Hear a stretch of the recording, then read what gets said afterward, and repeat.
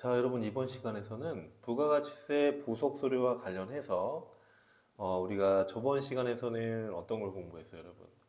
우선은 매출처별 생계한사 합계표, 그리고 매출처별 계산서 합계표, 그리고 신용카드 매출전표 등 발행집계표에 대해서 간단하게 공부를 했고요. 이번 시간에서는 이제 부동산 임대 공급가액 명세서, 그 다음에 뭐 수출 관련해서 뭐 수출 실적 명세서 뭐 이런 것도 공부할 거고요. 그리고 영세율 매출 명세서 이런 것도 같이 볼 거고, 대손세 공제 신고서 이런 것들도 같이 한번 보도록 할 겁니다. 자, 그럼 같이 한번 볼게요. 자, 첫 번째로는 이제 부동산 임대 공급가액 명세서라는 첨부 서류가 있어요. 그럼 대체 이거는 뭐냐? 자, 여러분 우리 교재 부동산 임대 공급가액 명세서 부분을 보시면은요. 자, 그럼 부동산 임대 공급가액 명세서라는 거는 부동산 임대업자가 이제 부동산 임대를 하게 되면 매출이 발생하잖아요. 그러면 그 매출 임대와 관련된 그 매출 내역을 세무서가 알려달라는 거예요. 쉽게 말하면. 그러면 부동산 임대업을 하고 있다라고 하면은 어떤 매출이 있을까요? 여러분 생각해 보면. 첫 번째로는 매달 정기적으로 월세를 받겠죠. 내가 예를 들어서 상가 건물을 월세를 놓고 월세를 매달 받는다 그러면 매달 매달 그 임대료 받는 거에 대해서 내가 생계화서를 끊어줄 거란 말이에요. 세입자들한테. 그렇죠? 그래서 정기 임대료가 있을 거고, 자, 그리고 내가 임대업을 한다 그러면 뭐 건물의 어떤 청소 같은 것들을 대행해주고 세입자들한테 내가 관리비를 받을 수도 있잖아요. 그죠? 그럼 이렇게 관리비 매출이 있을 수도 있을 거고요. 그렇죠? 자, 그리고 중요한 거는 실제 임대료는 아니지만 우리 세법에서 임대료로 간주해서 부가가치세를 내야 되는 경우도 있어요. 임대업자가요. 그거를 간주 임대료라고 그래요. 간주 임대료. 자, 간주 임대료라는 건 뭐냐면 보증금에 대한 이자를 우리가 간주 임대료라고 해요. 자, 이게 무슨 얘기냐면요. 여러분 예를 들어서 자, 임대업을 한다라고 했을 때 우리가 보증금을 받을 수 있잖아요. 보증금을 받을 수 있고, 그리고 매달 임대료를 받을 수도 있어요. 그렇죠? 그러면 예를 들어서 내가 임대료를 매월 500만 원씩 받는다라고 하면 이 임대료에 대해서 부가가치세 50만 원이 과세가 될 거잖아요. 그죠? 이해되시죠? 그러면 이 임대료에 대해서는 정기 임대료니까 매달 생계한서를 발행해서 우리가 부가세 신고를 해야 되는 거예요. 그렇죠? 뭐 관리비 수입이 있다고 그러면 그것도 마찬가지고. 자, 그런데 임대업을 한다 그러면은 이 임대료 말고도 보증금을 또 받을 거란 말이에요. 세입자들한테. 그럼 예를 들어서 보증금을 3억을 받았다고 해볼게요. 3억 원을 받았어요.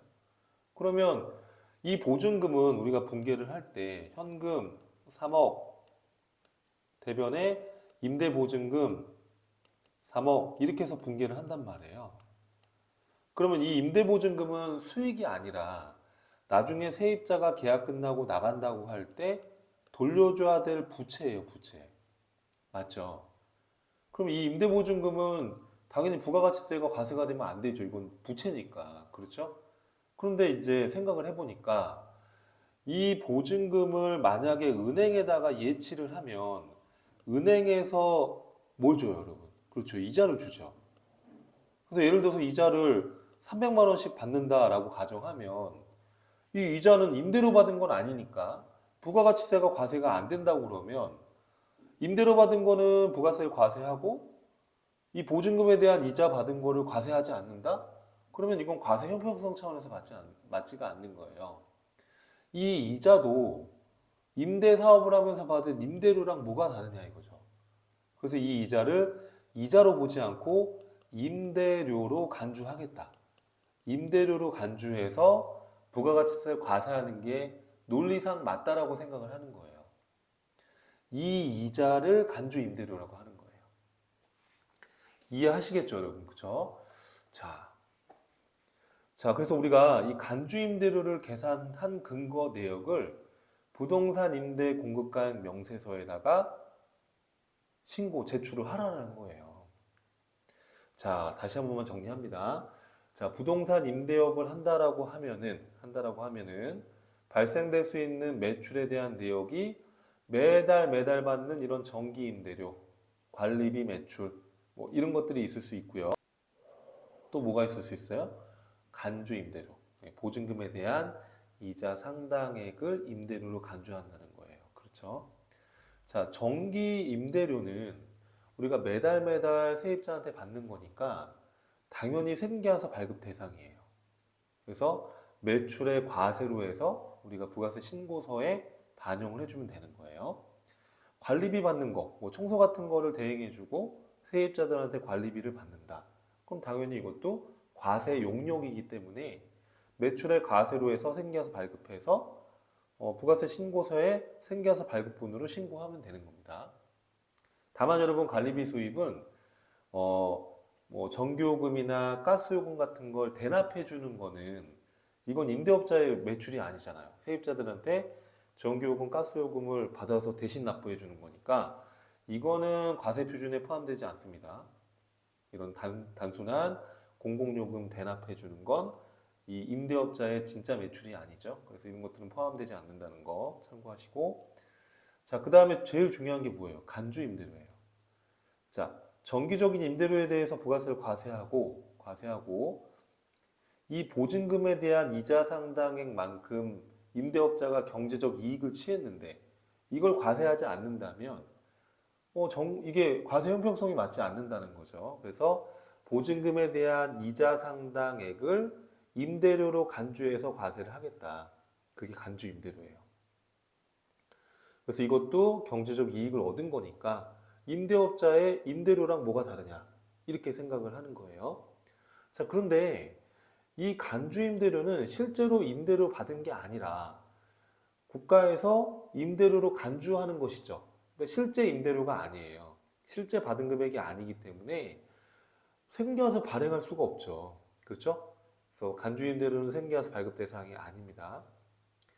자, 그러면 간주 임대료가 예를 들어서 300이 나왔어요. 그러면 300을 실제로 받은 게 아니죠. 그러면 이 간주 임대료에 대해서 10%만큼을 부가세를 내라는 거예요, 임대업자한테. 그러면 간주 임대료가 300원이면 30원만큼의 부가가치세를 내게 되잖아요. 그러면 그 30원의 부가가치세에 대해서는 세금 비용으로 처리하는 거예요. 그래서 우리가 간주 임대료에 대한 부가가치세에 대한 것은 세금과 공과 비용으로 처리해 주면 되는 거예요. 이해하시겠죠, 여러분? 자, 그러면 사례를 통해서 한번 어떻게 프로세스가 진행되는지를 보시죠. 자, 케이스 1입니다. 1월 29일 날, 요거는 여러분 우리 8003번으로 연습하기로 했죠? 그래서 이렇게 9000번으로 하지 말고요. 8003번으로 하기로 했어요. 8003번으로 계속 하고 있고요. 자, 빵 공장은 성호 제품에 부동산 임대를 하고 임대료 400만 원 부가세 별도로 보통예금으로 수령하고 세금계산서 발행을 했다. 부동산 임대업이 주업이 아니래요. 그러니까 부동산 임대업이 주업이 아닐 수도 있죠. 자, 그러면 우리가 이제 분계를 어떻게 할 거냐? 같이 한번 가볼게요. 자, 그러면 메인 매출 전표 입력 8003번으로 들어가서 메인 매출 전표 입력으로 가서 자, 정기 임대료에 대해서 이제 입력을 해야 되는 거죠. 1월 29일 날. 자, 생계환서 발행했으니까 매출에 뭘로 하시는 거예요? 그렇죠. 과세로 입력해 주시고 자, 임대료예요. 임대료. 자, 금액은 400이었죠. 그래서 400으로 들어가고 자, 코드는 성호 제품. 그럼 성호 제품 코드가 있을 거예요. 자, 전자생계와서 발행했다고 돼 있으니까 전자.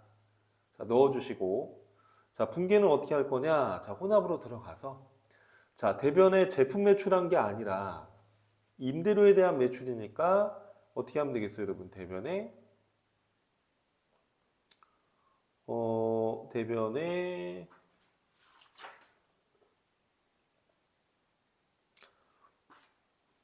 자, 대변에 임대료라고 분계를 해보시면 임대료 수입도 있고 임대료도 있죠. 그렇죠?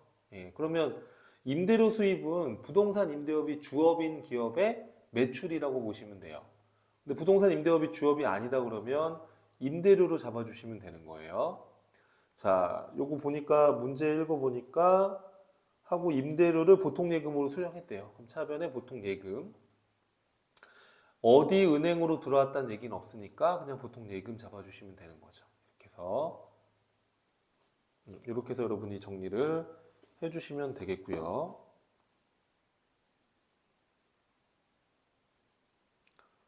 자, 이해되시죠, 여러분? 자, 그 다음에 또 어떤 게 있을지 한번 볼까요? 자, 그 다음에 보니까 또 케이스가 있네요.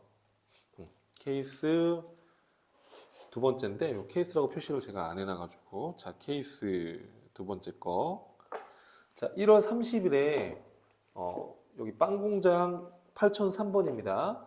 이걸로 하지 않기로 했고, 그래서 8003번에 성호 제품에 요번에는 관리비를 받았대요. 관리비를. 그래서 관리비를 30만 원씩 받고 있고 보통예금으로 수령했고 923번에다가 관리비 수익 계정 과목을 만들어서 한번 분개를 해보자 이렇게 가정을 했습니다. 자, 그러면 여러분 우리 계정 과목 만드는 거 한번 만들어 볼까요? 자, 계정 과목 및 조교 등록으로 가서 923번인가요? 자, 923번에다가 만들라고 했으니까 923번으로 들어가서 여기에다가 관리비 수입 이렇게 만들어 볼 거예요. 그렇죠? 자, 이 관리비 수입은 뭐 이자 아니잖아요. 그죠? 그냥 일반적인 계정이니까 일반으로 해서 영업의 수익 범주 안에 코드를 하나 만들었습니다. 자, 만들었어요. 만들고 나서 메인 매출점표로 와서 자, 날짜가 언제였어요, 여러분? 아까 보니까 1월 30일로 들어가서 자, 여러분 관리비 수입도 이게 과세되는 용역이기 때문에 생계화서 끊어주는 게 맞습니다. 그럼 생계화서 발행했대요. 그렇죠? 전자생계화서 발급했다고 돼 있으니까 매출의 과세로 관리비 수입 뭐 이런 식으로 키워드 입력하고요. 자, 금액은 30이라고 돼 있으니까 30만 원 넣어주시면 되고 자, 거래처는 어디였어요, 여러분? 성호 제품에 공급한 거니까 성호 제품 넣어주시고 전자생계화서 1번 걸어주시고 자, 요 관리비 매출은 보통예금으로 수령했다 이렇게 돼 있어요. 그러면 혼합으로 가서 대변에 관리비 수입이라는 영업의 수익으로 관리비 수입 관리비 수입 이렇게 돼 있죠. 관리비 수입 영업의 수익으로 분개해 주시고요. 차변에 요걸 뭘로 받았다? 보통예금으로 받았다 이렇게 지금 가정했으니까 보통예금 이렇게 해서 잡아주시면 되겠습니다. 자, 우리 책도 한번 보시면요. 자, 이렇게 해서 자, 여기 보시면 매출의 과세로 해서 관리비 수입, 혼합으로 해서 대변의 관리비 수입, 그리고 보통예금 이렇게 해서 잡아주시면 되는 거예요. 자, 그 다음에 이제 여기 밑에 나와 있는 게 이제 또 내용이 중요한데요. 자, 그 밑에 보니까 이번에는 뭐라고 돼 있냐면 자, 1월 1일 날 빵 공장은 요 8003번으로 요거 연습해 주시면 돼요. 8003번의 빵 공장은 성호 제품의 임대보증금 1000만 원을 당좌예금으로 받았다. 일반 점표 입력에 입력을 하고 간주 임대료를 부동산 임대 공급가액 명세서에서 계산을 해서 자, 간주 임대료는 생계화서 발행을 해요, 안 해요? 안 하죠. 안 하니까 1월 31일 요 시점에 1월 31일 요 시점에 메인 매출점표에 입력을 해라 이렇게 돼 있어요. 그렇죠? 자, 그래서 과세기간 및 임대기간은 1월 1일부터 1월 31일로 가정을 하자. 이렇게 지금 제가 가정을 했습니다. 원래는 이제 3개월 단위로 하는 거지만 프로세스를 여러분 보여주기 위해서 한번 가정을 해봤어요. 자, 그럼 첫 번째로는 보증금 받은 거 있죠? 보증금. 지금 1000만 원의 보증금을 당좌예금을 받았으니까 입력을 한번 해볼게요. 자, 그럼 보증금 받은 거에 대해서는 일반 전표 입력에다가 자, 1월 1일 날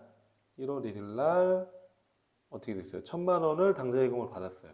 차변에 당좌 예금 어디 은행이라고 나와 있지는 않고요. 요 금액이 1,000만 원. 자, 대변에는 임대보증금. 요거는 이제 거래처가 성호 제품에 받았고요. 그렇죠? 자, 그 다음에 간주임대료를 임대공급가액 명세서에서 계산을 해라 이렇게 돼 있어요. 그러면 부가가치세 메뉴 안에 보면 부동산 임대 공급가액 명세서가 있어요. 그렇죠? 그럼 이쪽으로 들어가서 자, 1월부터 1월 1일부터 1월 31일을 그냥 하나의 과세기간으로 보고 한번 해보자 이렇게 했으니까 자, 임차인은 성호 제품이고요. 자, 거기 자료에 보시면은 1동 1호라고 돼 있고 뭐 호수는 1동 1층 1호라고 돼 있고요. 자, 그 다음에 이제 이 임대공급가액 명세서는 면적이 어떻게 되고 어떤 용도로 지금 사용하고 있는지까지도 제출해 주는 거예요. 그럼 요 면적은 100m 제곱이라고 되어 있고 용도는 사무실이라고 되어 있어요. 자, 임대기간은 1월 1일부터 1월 31일까지로 하자라고 가정을 했으니까 자, 가정을 그렇게 했으니까 24년도 1월 1일부터 24년도 1월 31일까지. 그럼 여러분 봐요. 요 1월 과세 기간 안에 이 기간이 지금 같이 있으니까 1월 한 달 계산한 거가 31일이잖아요. 그죠? 그럼 31일 동안에 이자를 계산해 주는 거예요. 자, 간주임대료에 대한 이자율은 국세청장이 고시하는데 지금 현재는 3.5%예요. 그러면 간주임대료가 얼마가 계산이 되겠어요, 여러분? 자, 계산기로 한번 눌러보시면은 보증금이 우리가 1,000만 원이었잖아요. 그렇죠? 그럼 1,000만 원을 입력을 하게 되면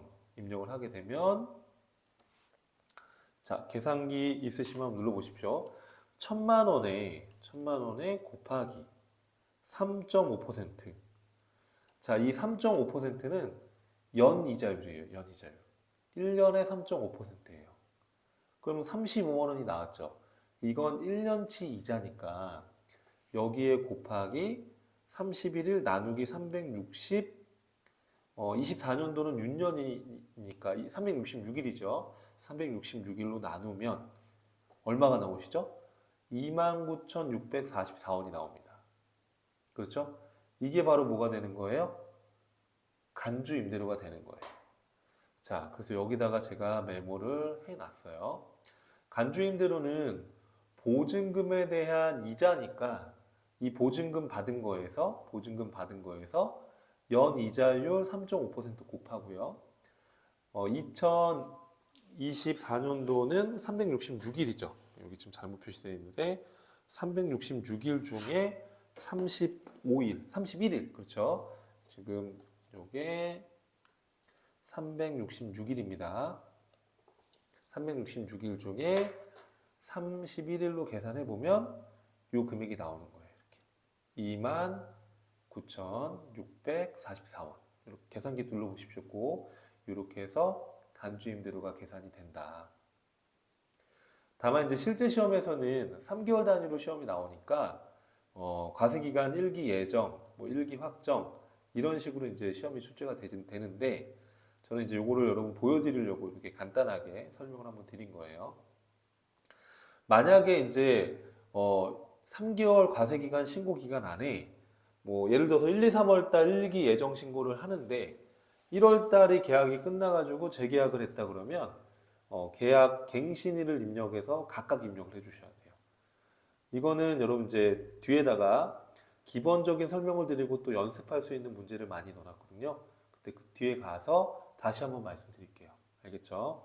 지금은 기본 개념만 정리해 주시고 뒤에 가서 이걸 밑바탕으로 해서 응용을 같이 한번 해볼 겁니다. 자, 그래서 이렇게 해서 지금 입력을 한번 해봤어요. 그러면 요 29,644원 간주 임대료를 우리가 어떻게 입력을 할 거냐? 그러면 1월 31일 요 종료하는 날짜를 기준으로 입력을 한다면 자, 매출의 건별로 입력하는 거예요. 건별. 그렇죠? 생계화세 발행 안 하니까 그러면 요 금액 29,644원을 공급가액으로 해서 입력을 하시는 거예요. 자, 요거 이제 입력하는 화면을 보여드릴게요. 자, 그러면, 자, 요렇게 해서 이제 입력을 했고, 자, 우리 정기 임대료랑 관리비 수입도 입력을 한번 해볼게요. 정기 임대료는 우리가 아까 얼마 받았었죠? 여러분? 400만 원 받았었죠?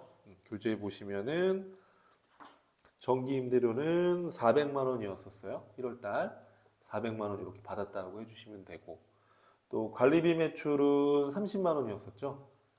자, 그러면 이 임대업자는 1월 한 달만 만약에 우리 부가세 신고를 한다고 가정하면 이 임대업자의 과세 표준의 총 합계는 요 금액이 돼야 되는 거죠. 432만 9,644원. 이해되시죠? 그래서 이 임대업자의 부동산 임대 공급가액 명세서상의 과세 표준과 부가세 신고에 들어가는 금액이 이 금액이 꼭 들어가야 되는 거예요. 이해하시겠죠, 여러분? 자, 이렇게 해서 저장을 눌러주시면 되는 거예요. 자, 그럼 이렇게 해서 입력을 했고, 그럼 400만 원에 대해서는 매출의 과세로 입력을 했고, 30만 원에 대해서도 매출의 과세로 입력을 했어요. 그럼 이 금액, 29,644원이라는 이 금액을 우리가 이제 입력을 해서 신고를 해야 되는데, 자, 매입 매출 전표 입력을 열어서, 자, 마지막 종료일자에다가 입력을 한다면, 자, 매출에 생겨서 발행한 게 아니니까 과세로 하면 안 되고요. 간주 임대료는 실제 임대료가 아니니까 매출의 건별로 입력하는 거예요.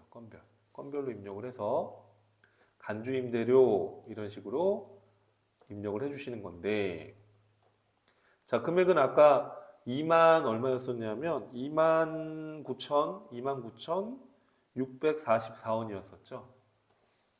이렇게 해서 직접 입력을 해주셔야 돼요. 이게 건별 매출 같은 경우에 이걸 공급 대가로 인식을 해서 이걸 금액을 분리해 주는 기능이 있다 보니까 직접 입력을 해주셔야 되는 거예요. 자, 요 거래처 코드는 성호 제품이었나요? 네, 성호 제품이었었고, 자, 분계를 할 때 이게 좀 헷갈립니다. 자, 간주임대료에 대한 걸 분계를 할 때 여러분 이 29,644원을 지금 우리 임대업자인 우리 회사가 성호 제품한테 받은 게 아니잖아요. 이 29,644원은 부가가치세법에서 임대료로 간주하는 거지 실제로 이 돈을 받은 적은 없어요. 그래서 이 29,644원은 간주 임대료라는 가공 숫자지 실제 임대료가 아닌 거예요. 그래서 이 간주 임대료는 회계 처리 대상이 아닙니다. 그럼 우리는 이 29,644원을 받은 적은 없어요. 그럼 이 금액의 10%인 2,694원만 세금과 공과 비용으로 처리해 주면 되는 거예요. 자, 그럼 분계를 혼합으로 들어가서, 자, 이 29,644원은 가공 숫자지 실제 임대료가 아니라고 그랬죠. 그럼 이건 분계할 수가 없는 거예요. 하고 싶어도 못하죠. 자, 그러면 차변에다가 이 22,694원 이 부가가치세 부담하는 부분에 대해서만 우리 회사에 그냥 세금 비용으로 처리해 주면 되는 거예요. 예를 들어 제조와 관련이 없다고 그러면 판매비와 관리비로 해서 2,694원 이렇게 해서 부담하는 자의 간주임대료에 대한 부가가치세만큼을 부담하는 자의 세금과 공가로 처리해 주시면 되는 겁니다. 이해되시죠? 자, 이렇게 해서 이제 우리가 입력을 하면, 자, 1월 달에 지금 들어가 있는 자료가 많지만 1월 29일, 30일, 31일 요 3일 동안 입력했죠.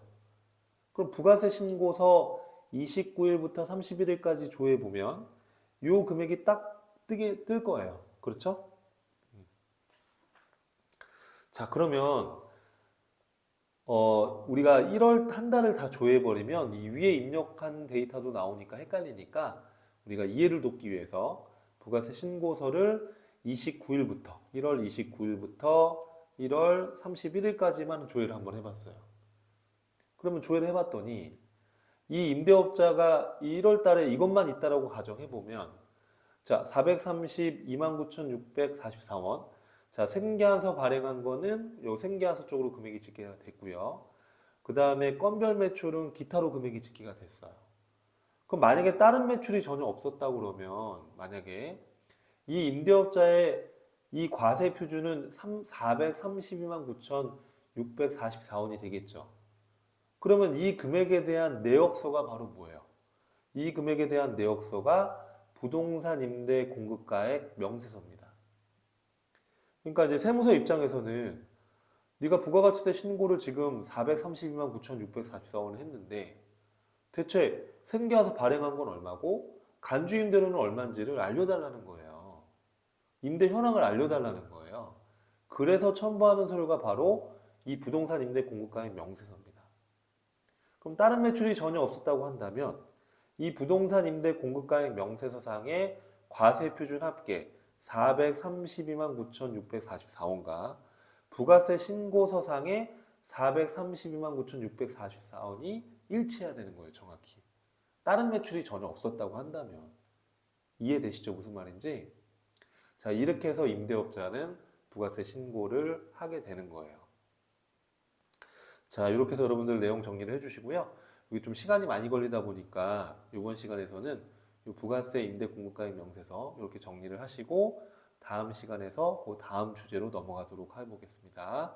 자, 고생하셨고요. 다음 시간에서 뵐게요.